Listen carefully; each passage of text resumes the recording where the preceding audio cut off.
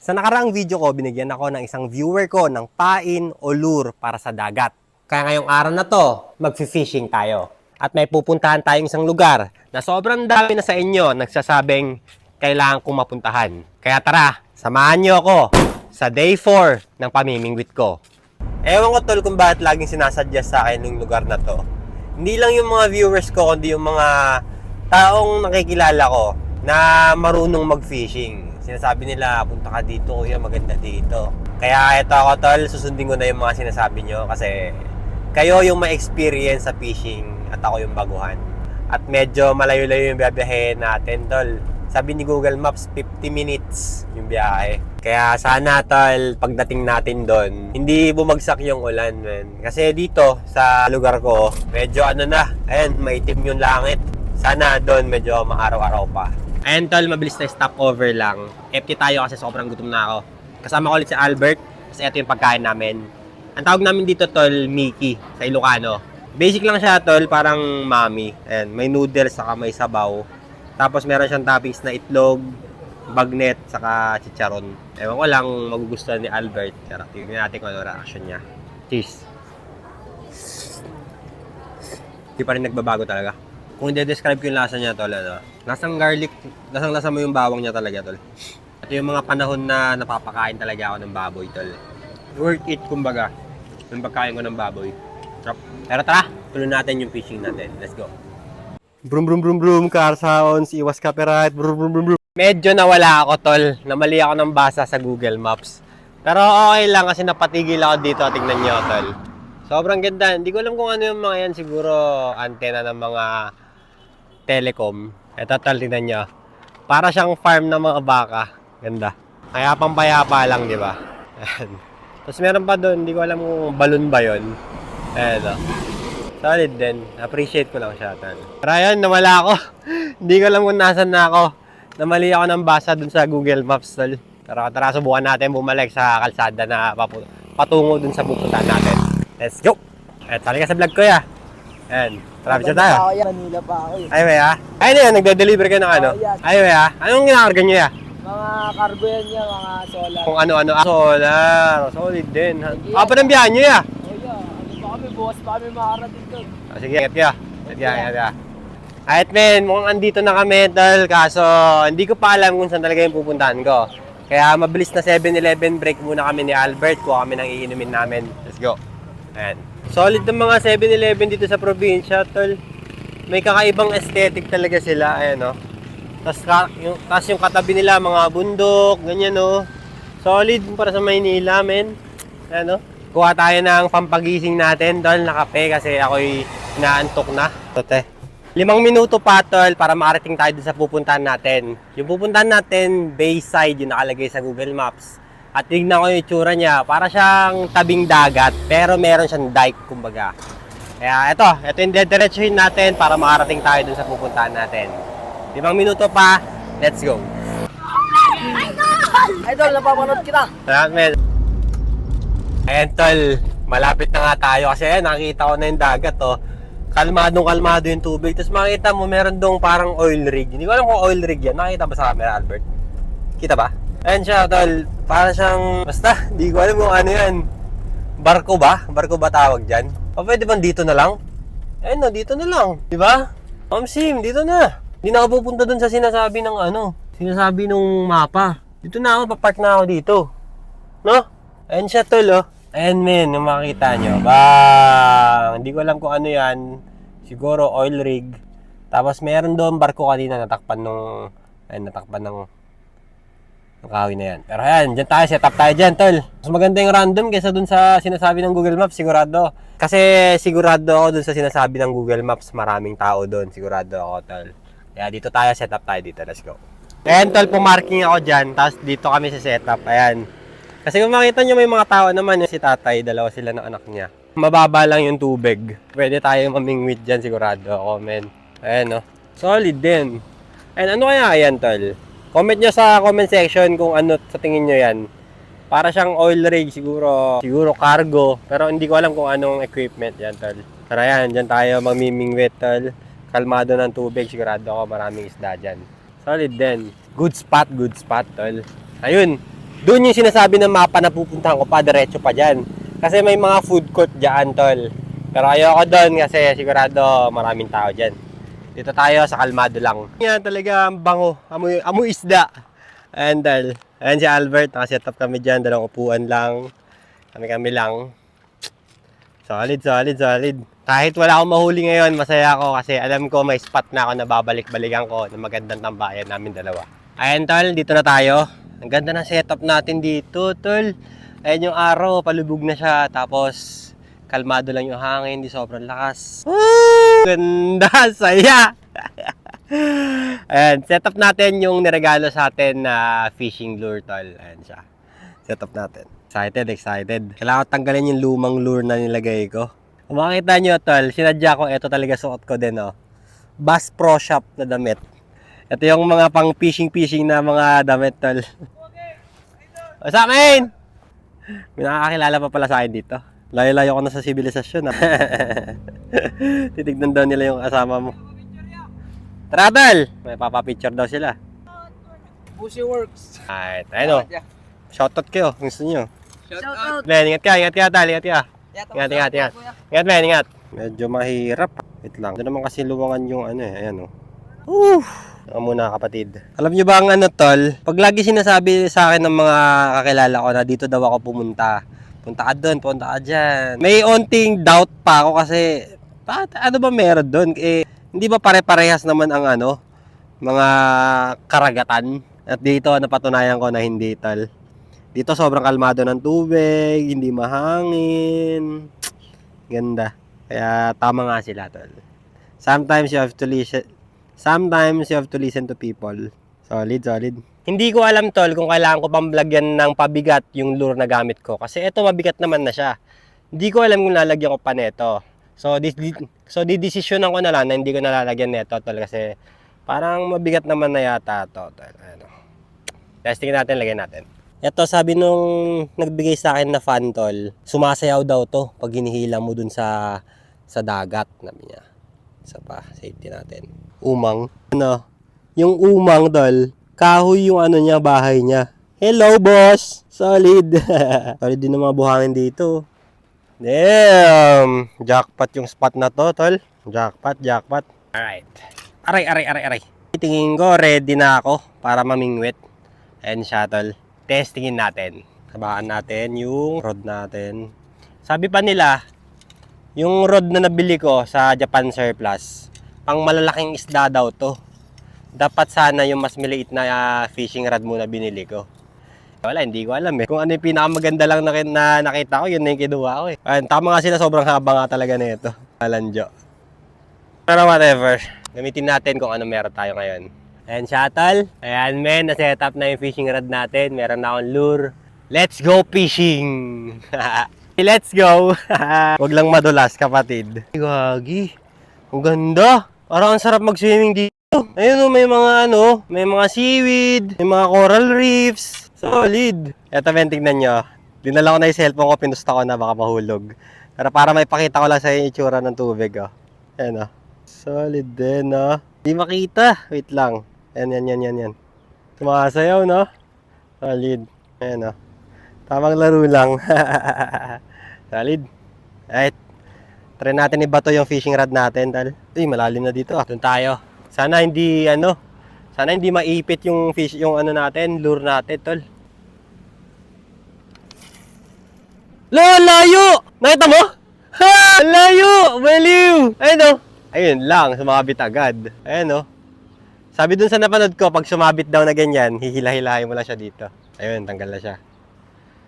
Ngayon, base din sa napanood ko, dalawang klase ng pag-fishing. Ang cast and wait or papagalawin mo yung bait mo. And isa akong impatient na nilalang. Kaya, hihilahin na natin ulit yung bait natin. Eh, may nahuli ako! Yo! Seaweed! Ito pa. Sarap. Naiintindihan ko na yung mga nagpi-fishing. Ang layo na ng pagbabato ko, ha. Wait lang. Tanggalin natin yung seaweed na yan. Bato ulit natin. Mas malalim. Open. Alright, let's go. Ay, gagi. Nauntog. Isa pa. Take two. Take 2.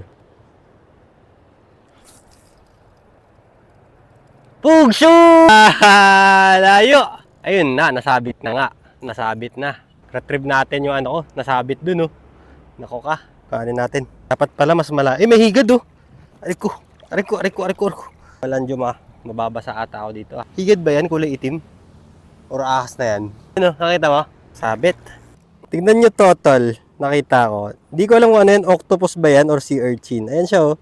Medyo mabalahibo siya, tol. Ayoko siyang gambalain. Pero, ayan, solid din, no? Ganda ng tubig talaga dito, men. Ayan, oh. Linaw. Kitang-kita mo yung buhok ng daliri ng pako. Solid. Ayan na. Ayan na yung reel ko. Makikita ba ng camera? Naipit siya dyan sa bato na yan. Ayan. Kunin natin. Ito, meron na naman dito. Ano kaya yan? Pagpasit ko yun na. Para saan? Ay, pusit talaga siya, oh. Ayan tuloy ako. Nakakita ng camera pero yan siya, oh. Parang pusit talaga siya, dahil. So, dito na part. Ayan. Ayun. Retrieved. Successfully. May gumagalaw. Ngayon, naaalala ko na, tol, kung bakit ako pinapapunta ng tropa doon sa gilid pa. Kasi wala masyadong reefs na katulad nito. Walang pagsasabitan ng lure. Dito sobrang dami, masasabit yung lure ko. Kung kaya kong masabit, kailangan ko pa pumunta doon. And medyo delikado kasi medyo malalim na yung tubig dyan, tol. Kaya sa tingin ko makikinig ako sa kanya at pupunta ako doon. Pero mamaya, kasi ine-enjoy ko pa at palubog na yung araw, dito ko na pagmamasdan yung sunset, tol. Solid. Fishing lang ako ganyan, no? Kung kunwari. Na-enjoy ko naman, eh, kahit walang nahihuli. Di ba yun lang naman yung importante? Na-enjoy mo yung ginagawa mo, di ba? Kahit nagpapanggap ka lang. Tas ko nga saglit dito. Testing lang. Huwag ka lang masasabi, tropa. Ayun, nasabit na yata. Solid experience, tal. Sarap. Check nyo to, tol. Ano kaya yan? Eh, no, para siyang itim na tae. Nakita ba? Ayan. Ano kaya yan, no? Itim na tae o kaya ano? Yung ano tawag dito? Sea cucumber. Ayan siya, tol. Nakakamatay, no? Solid experience, tol. Sarap. Naiintindihan ko na ng sobra yung mga nagsasabing masaya mag-fishing. Kasi ang saya talaga, men. Kahit wala akong nahuhuli talaga, saya lang. Saya magbato-bato nung fishing rod mo. Masarap na may nakakita ka sa dagat. Tamang explore, kumbaga. Ayan, higad ata talaga yan. Nakita ko kanina. Iwas tayo dyan. Higad? May higad ba sa ano? Sa dagat? Freshwater yun, alam ko, eh. Nadagdagan na naman ng saya points yung buhay ko. Experience points. Worth it yung ano, tol. Worth it yung 50 minutes sa biyahe. Sobrang lapit lang niya kumpara sa lugar na makakita mo, sa kasiyahan na makukuha mo. Yeah. Ito may mga gumagalaw-galaw dito. Mga isdang maliliit. Mas malaki pa yung lure ko kaysa sa mga isda. Tingnan ulit natin kung paano gumagana yung lure ko. Parang ka lang talaga naglalaro sa tubig ng tatapisaw. Pero may chance ang makahuli ng isda.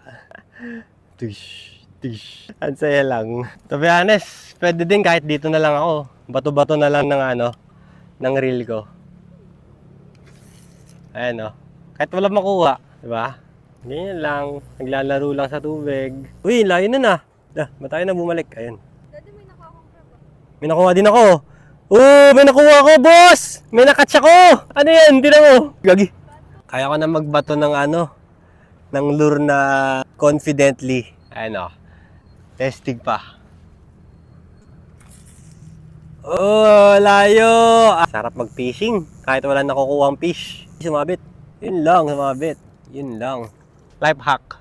Kumuha ng babae mo para may tagatanggal ka nung nasabit na lure mo. Life hack yun. Sabit na naman. Bebe, nasabit na naman ako. Yan, tingnan mo. Tingnan mo yan. Bebe, tingnan mo. Ang bilis, oh. Eto, tingnan mo. Sobrang layo, oh.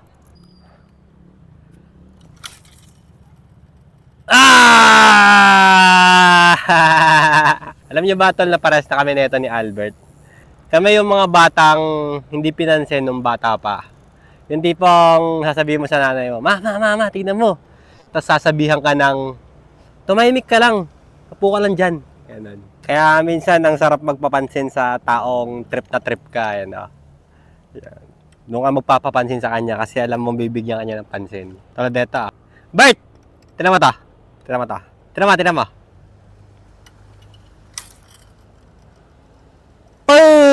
guys. Layo. Di ba? Tapos pag sumabit, sa kanya ko din papatanggal. Siguro pag nilakasan ko to parang baseball, mas malayo pa, no? Testing. Kailangan natin i-retrieve yung ano natin. Lure natin kasi sumabit. Si Albert may ginagawa. Ayan, tingnan nyo. Sunset na. Ayan, no? Ganda. Nako. Tapos may nahuli pala ako talaga, no? Hindi. Masyado kang asa. Sumabit lang siya, boss. Yeah. And tol, new discovery. Yung mga butas na yan, tol. Ayan, nakakita nyo ba? Ayan, men. Yung mga butas na yan, pala nagtatago yung mga maliliit na isda, tol. May nakita ko kanina pumasok dyan. Patras yung pasok niya. Yan pala yun, no? Yan pala. Hello. Andito na ang yung boyfriend. Labas ka na, laro tayo. Gawa tayo ng maliliit na fish. Solid, may rainbow yung ulap, oh. Ayun, oh. Ganda. Tingnan mo. May rainbow yung ulap. Ayun, oh. Ganda. Ganda dito. Panalo yung views, tol. Panalo yung talbog ng araw sa sunset. Tara, tol. Alala ka ni boss. Halika sa vlog ko, ya. Men. Guys, dami na. Dami na huli, guys. Wala pa, men. Practice lang. Tara, tol. Bicara tayo. Yung. Meron pa. Salamat, guys. Ingat ka, tol. Ingat ka, men. Thank you. Sabit ulit. Tayo. Ano sabihin, sabit na naman. Alam nyo, tol, sobrang philosophical ng fishing, men. Kasi binabato mo palagi yung fishing line mo. Kahit na alam mong wala kang makukuha. Pero every time na kinakas mo yung fishing line mo, binibigyan mo yung sarili mo ng tsansa na makahuli. So, tumesting ka lang palagi, tol. Kahit nakapangako yung failure. Kasi, dun ka lang din naman mananalo, tol. Diba? Ayan, sumabit na naman ako. Alright. Alright, men. I guess, goods na ako ngayong araw na to sa fishing. Lubog na din yung araw. Hindi ko na din makita yung pagbabatuhan ko ng fishing line ko. Kaya tara, punta tayo dun sa food court dun sa gilid. Tignan natin kung anong benta nila. Bisitahin natin ang Corimao. Let's go. Saya. Sobrang saya ko ngayong araw na to, tol. Ganda ng tanawin, sarap sa pakiramdam. Ligpit tayo. Ligpit natin yung mga kalat din natin.